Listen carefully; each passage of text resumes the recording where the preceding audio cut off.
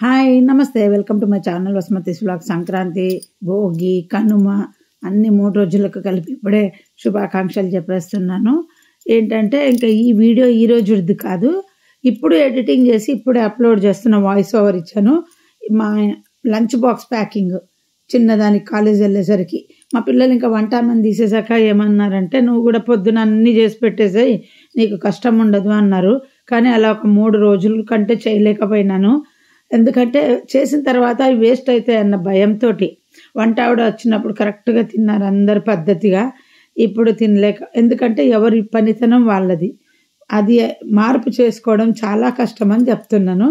మిగిలిన అన్నానికి మామిడికాయ పుట్నాల పొడి వేసి పోపు పెట్టి ఎల్లిపాయలు చిన్నదానికి బ్రేక్ఫాస్ట్కి ఇచ్చేసినాను.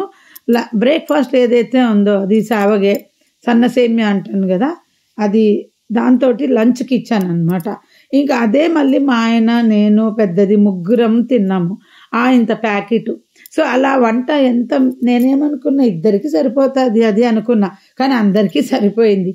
ఈ అన్నం కొంచెం మిగిలింది. మా ఆయన ఈ అన్నము సన్న సేమియా తినేసి వెళ్ళారు. పెద్ద పాప లేటుగా లేచింది, కొంచెము రాత్రి లేటుగా పడుకున్నాను అనేసి ఆమె కొంచెం తినేది. నేను కొంచెం చలికి కొంచెమే తినేస్తున్నాము, క్వాంటిటీ ఎక్కువ తినలేకపోతున్నాం. పొద్దున చలికి తినబుద్ధి అవ్వదు, మాటికి తింటాం కానీ ఒకటేసారి ఎక్కువ క్వాంటిటీ తినలేము కదా.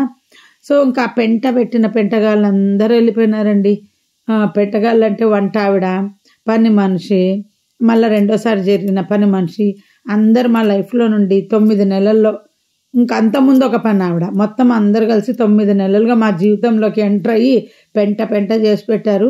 మళ్ళీ మా జీవితం మా చేతిలోకి తెచ్చుకున్నాం. ఏంటంటే అనుకున్నాం ఇంకే పని మనిషి, మొన్నసారి పెట్టిన పెంటకి ఆవిడ అంటే నాకంటే చిన్న వయసు, చిన్న పిల్లోడు ఉన్నాడు అనమాట, ఆమె అన్నమాట. ఆమె పెట్టిన పెంటకి సొసైటీలో నుండి ఎంట్రీ కూడా కట్ చేయించినారు. నువ్వు ఆధార్ కార్డు అని ప్రూఫ్ చూపించినాక రావాలి అని. నా వల్ల అమ్మాయికి మొత్తమే పోయింది సొసైటీలో నుండి పని. అది కొంచెం మనసుకి బాధ అనిపించింది. బట్ నా దగ్గర గొడవ పెట్టుకోకుండా అంటే నేను సొసైటీలో కంప్లైంట్ ఇచ్చేదాన్ని కాదు. ఆ పాప ఏమనిందంటే, కింద డబ్బులు తీసుకోను, నాకు రోజు కూలి వేసి ఇవ్వు అనింది. రోజు కూలి అంట గిన్నెలు దోమినందుకు 200 గిన్నెలు ఇల్లుకి రోజు కూలి ఇవ్వాలంట. ఇంకా కిచెన్లో పని చేసినందుకు 200, 100 అనుకుంటా, మొత్తం రోజుకు 300 లెక్క. అట్లా 300 లెక్క వేస్తే 1500 అవుతుంది. మొత్తము నా 5 రోజుల పనికి 1500 ఇవ్వాలంట. మేము ఇచ్చింది 600. ఇంకా ఆ డబ్బు తీసుకొని పోనందుకు, నీ డబ్బు నాకు వద్దు, నేను అలాగే పెడితే ఎప్పుడన్నా వచ్చి తీసుకపో అని అన్నందుకు సొసైటీ వాళ్ళకి దాకా పోవాల్సి వచ్చింది. తీసుకోకుండా అంటే నేను వదిలేసి ఊరుకుండొచ్చు కదా, నాకెందుకండి. మళ్ళీ వచ్చి ఇంకా ఆ పేరు పెట్టుకొని ఆ పాప ఏం చేస్తుందంటే, ఆ పిల్ల ప్లాను, డబ్బు తీసుకోకుండా డబ్బు కోసం 4 రోజులు సొసైటీలో ఎంట్రీ చేయొచ్చు, అన్ని చోట్ల ఇట్లే చేస్తుంది. వాళ్ళకి సొసైటీ వాళ్ళు ఏమంటున్నారు, మీ పేరు చెప్పి ఎంట్రీ అవుతుంది, మాదేం తప్పు ఉంది, మీ నెంబర్ చెప్పి మీరు యాక్సెప్ట్ చేస్తున్నారు అని. అరే మేము సొసైటీ నుండి ఆ అమ్మాయిని మాట్లాడుకున్నాము, సొసైటీలోకి ఎంట్రీ ఆల్రెడీ వచ్చేసింది కదా, ఆ అమ్మాయిని కూడా గార్డు పంపితే మాట్లాడుకున్నాం. ఆ వచ్చిన అమ్మాయి ఎట్లా అంటే ఎవరికి వాళ్ళు తప్పించుకుంటారే. మెయింటెనెన్స్ వాళ్ళు గేటు దగ్గర ఉన్న వాళ్ళని బాగా అడిచినారు, ఎట్లా ఇచ్చినారు మీరని మాకు చెప్పింది. 3 నెలలుగా చేస్తున్నానని మాకు వచ్చినప్పుడు నుండి చెప్తుంది. అందరు నాకు డబ్బులు ఎగరగొడుతున్నారు, 6000 ఇవ్వాల్సింది 2000 ఇచ్చినారు, మోసం చేస్తున్నారు అంటే. ఇక్కడ అందరు పన్నోళ్ళు చెప్పిన ఒకటే సాకులు ఇవే అండి, ఇలాగే గొడవలు పెట్టుకొని వస్తారు. అంతెందుకు, మా పాప ఫ్రెండ్ వాళ్ళు ఇల్లు మారినారు. వాళ్ళు ఒక లంచ్ క్యారియర్ 4 కాఫీ కప్పులు కడిగిందంటే, ఎవరో పని ఆవిడ చేరి కొట్లాడి దానికి 200 ఇప్పించుకుపోయిందంట. ఇంకా అందరూ ఏం చేస్తారంటే, వీళ్ళతో గొడవ ఎందుకని అలా ఇచ్చి పంపడం వల్ల వీళ్ళకి బాగా ఇట్లా అలవాటు అయిపోయింది. ఇంకా వదిలేసిన పాత పని ఆవిడ మళ్ళీ ఇంకొక పని మనిషిని పంపిందంటే, మా పాప ఎదురు పడితే ఏమైంది అంటే, పెంట అయింది, ఇట్లాగా అంత తలనొప్పి అయింది అని జస్ట్ టూకీగా చెప్పి వెళ్ళిపోయింది. వెళ్ళిపోతే ఒక పని ఆవిడను 2 పంపించింది. ఎవరు పంపించినారు అంటే, పని ఆవిడ పంపించింది. నేనైతే ఆమెకు చెప్పలేదు ఎందుకు పంపించింది అని చెప్పి పంపించిన. మా పిల్ల దండం పెట్టి, ఇంకా వద్దమ్మ కొద్ది రోజులు వదిలేసి మనమే చేసుకుందాము, అందుకే ఇక్కడ తెలుగు వాళ్ళు ఎవ్వరు పెట్టుకోరు, వీళ్ళ తీగలేక అందరు ఇట్లే ఉన్నారు. వీళ్ళు మొత్తం ఎట్లా ఉంటారంటే, మీకు దండిగా డబ్బులు ఉన్నాయి మాకు ఇయ్యలేరా ఫ్రీగా అన్నట్టు, ఫ్రీగా తీసుకుపోనీకి వస్తారనమాట. పద దొంగలు దోచుకోనికి వచ్చినట్టు వస్తారు, అట్ట పైపైన చేసేసి తీసుకుపోదామనేసి. అందుకే నిన్న మా ఇంట్లో నేను కూడా గొడవ చేసినాను. మీకు అర్థం కావట్లే, నేను డిష్ వాషర్లో గిన్నెలు పెడుతున్నా, మీరు ఇల్లు ఉడిచి తుడుస్తున్నారు, మా ఆయన పిల్లలు ఎవరికి వీలైతే వాళ్ళు. ఈ రెండు మీరు చేస్తేనే ఇల్లు అయిపోదు. ఒకటి నేను గిన్నెలు చేసుకుంటే నాకు ఒక్కసారి ఆ డస్టింగ్ ఆ మిషన్ కొనియండి, కొంచెం నాకు అప్పులు ఇవ్వాల్సిన వాళ్ళు ఎవరైనా డబ్బులు వాపస్ ఇచ్చిన తర్వాత ఫస్ట్ నేను మీకు ఎవరికి హెల్ప్ చేయను. డైసన్ అయితే ₹1,00,000 ఉందంట, మా పాప చెప్తుంది. అందుకనేసి ఫస్ట్లో డైసన్ కొనాలని పిచ్చి పెట్టుకోండి, మా పాప బెస్ట్ క్వాలిటీ అనేసి నేను మళ్ళీ యురేకాలోనే కొందాము డస్టింగ్కి అనేసి అనుకున్నా.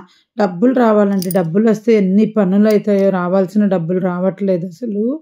ఆ ఇచ్చేవాళ్ళు ఎట్లా మనశ్శాంతిగా బతుకుతున్నారో ఒకరి సొమ్ము దీన్ని నాకు అర్థం కాదు. ఇవాళ కూడా మా ఆయనకు చెప్తున్న, బెంగళూరు ఇంటివాడు 10 సంవత్సరాలు దాటిపోయింది, వాడు మన కాడ 10 లక్షలు తీసుకొని వాడిని అడుక్కొని ఇంకొక 1,00,000 ఇవ్వాలి, వాడిని ఇవ్వమని ఏమన్నా ఒకటే ఇయ్యనంటే ఏమన్నా చెప్పమని చెప్పు. దరిద్రుడు మమ్మల్ని నరకం చూపిస్తున్నాడు, నీ పాపం నీ దగ్గర పెట్టుకో అని. ఇంకా కొత్తగూడెం వాళ్ళు ఇవ్వాలి, హైదరాబాద్ వాళ్ళు ఇవ్వాలి, ఇంకా బెంగళూరు వాళ్ళు ఇవ్వాలి, ఇక్కడ ఢిల్లీలో ఉన్న వాళ్ళు కూడా ఇవ్వాలి. అంతా ఇండియాలో అంతా ఉన్నారులే నాకు ఇవ్వాల్సిన వాళ్ళు, ఊర్లలో ఉన్నారు అంతా. ఇంకా ఏం చెప్పాలి, నాకు చాలా ప్రాబ్లం. నాకు డబ్బు వస్తే నాకు ఎన్నో సమస్యలు తీరుతాయి. నాకు అందరూ ఆస్తులు రాలేదని బాధపడుతూ ఉంటారు అత్తగారింట్లో నుండి. నాకు దానికంటే ధ్యాస, నేను మా ఆయన కష్టపడి సంపాదించిన డబ్బు మా చేతికి రాలేదని బాధ. ఆస్తులు వస్తే రాని, లేకపోతే లేదు, ఎవడికి కావాలి, అదే మేము కష్టపడి సంపాదించింది కాదు. ఇవ్వకపోతే వాళ్ళ పాపాన వాళ్ళు పోతారు, కానీ మా కష్టార్జితం తీసుకున్నారు చూడు, వాళ్ళని చూస్తే నాకు బాధ. అందరికీ ఆస్తిపాస్తులు పోతాయి, దానికి మనం ఏం చేద్దాం, మన ప్రాప్తం ఎంత ఉంటే అంత, తిన్నోళ్ళు తిన్నంత, వాళ్ళేం బాగుపడింది ఉంటుంది. మనకంటే ఎప్పుడు కూడా ఎవ్వరు సంతోషంగా ఉండరండి. మనల్ని మోసం చేసిన వాళ్ళు ఉంటారని మనం అనుకుంటాము, కానీ ఎప్పటికి ఉండరు. మన కళ్ళ ముందే వాళ్ళు కష్టాల్లో కనిపిస్తుంటారు, వాళ్ళకంటే మనం హ్యాపీగా ఉంటాము. బట్ మన కష్టార్జితం దోచుకోవడం ఎంత మటుకు కరెక్ట్? చూడండి, అయిపోయింది, ఎంత చక్కగా చేసేసాను, 5 నిమిషాల్లో అయిపోతుందండి. ఇదైతే బ్యాచులర్గా ఉన్న పిల్లలకు బాగా యూజ్ అవుతుంది. మామూలు సేమియా కంటే కూడా బాగుంటుంది, లెమన్ రైస్ తిన్న టేస్ట్ వస్తుంది. ఏమంటే దీంట్లో కొంచెము జీడిపప్పు వేసుకుంటే సూపర్గా ఉంటుంది. మా చిన్నదానికి ఎక్కువ బాక్స్కి ఒక ప్యాకెట్ అయితే, నాకు కొలత చూసారు కదా, ఆ చిన్న ప్యాకెట్లు కొంటాను, సీల్ తీయను. ఒక ప్యాకెట్కు 400 గ్రాములు వాటర్, దాంట్లో ఉన్న మెజర్మెంట్ ప్రకారమే వేస్తాను, అందాజుగా వేయనీక రాదు. అందుకనే అవి సదరన్ సూపర్ మార్కెట్లో తెచ్చుకుంటే ఒక్కొక్క ప్యాకెట్ తీసి చేస్తా, లేదా 1.5 ప్యాకెట్ అట్లా చేస్తాను అనమాట. ఇంకా 2 ప్యాకెట్స్ ఉన్నాయి, వెళ్ళాలి. బియ్యం కూడా నిండుకోనికి వచ్చినాయి, ఇంకా కొత్త బియ్యం వచ్చింటాయి. ఇంకా చిరోటి రవ్వ కూడా ఉంది, ఏం ప్రాబ్లం లేదు. అక్కడికి వెళ్తే నేను తెచ్చుకునేది బియ్యపు రవ్వ, చిరోటి రవ్వ, ఇంకా బియ్యము, ఇవి కంపల్సరీ.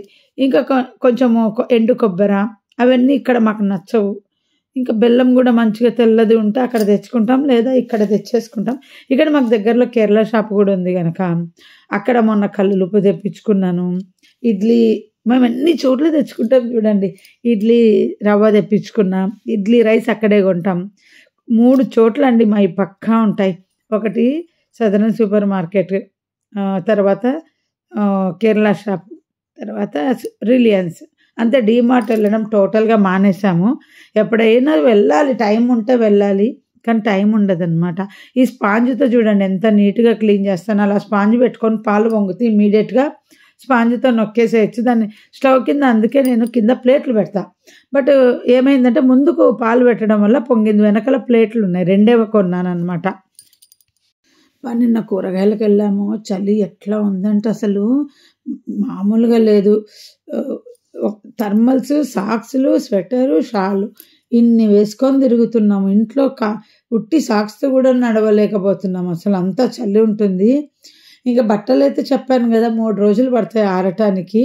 ఇంకొక 15 రోజులు మాకు ఈ తిప్పలు. అంటే ఫిబ్రవరి కూడా ఉంటుంది, ఈ జనవరి అంతా టూ మచ్గా ఉంటుంది.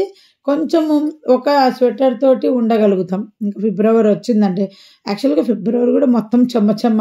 ఆంధ్రాలో అందరు వేడి వేడి అంటారు, మీకు ఫిబ్రవరి వస్తే ఇంకా వేడి.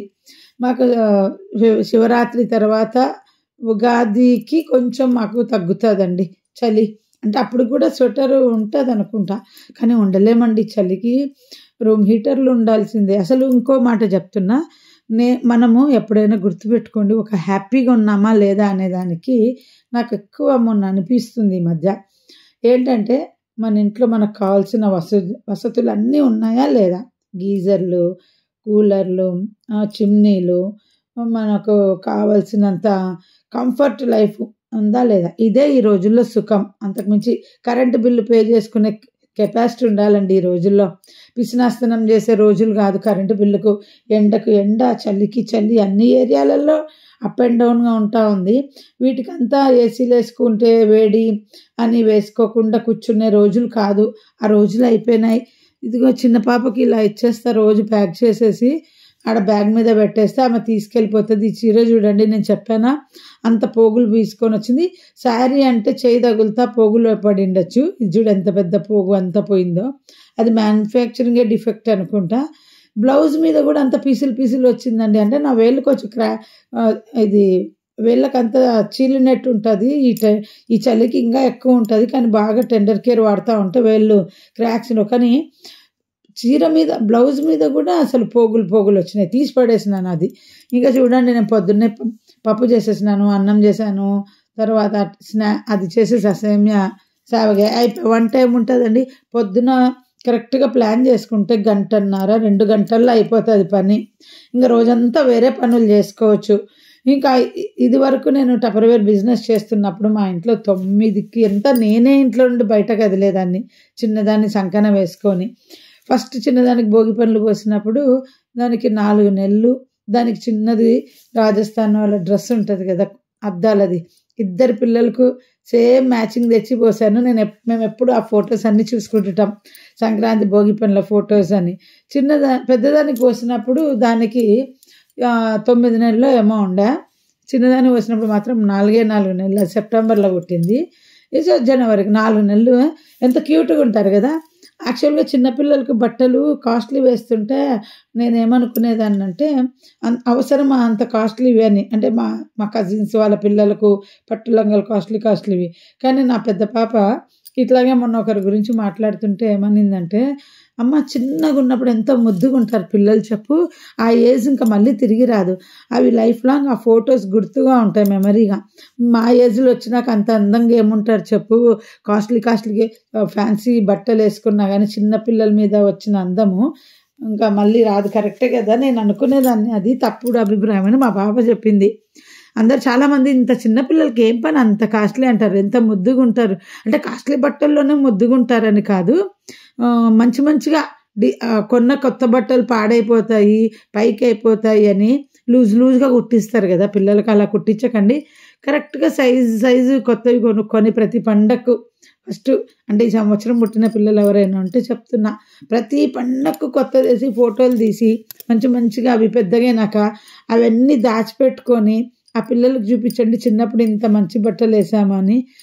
బాయ్, సీ యూ, మళ్ళీ నెక్స్ట్ వీడియోలో కలుద్దాం.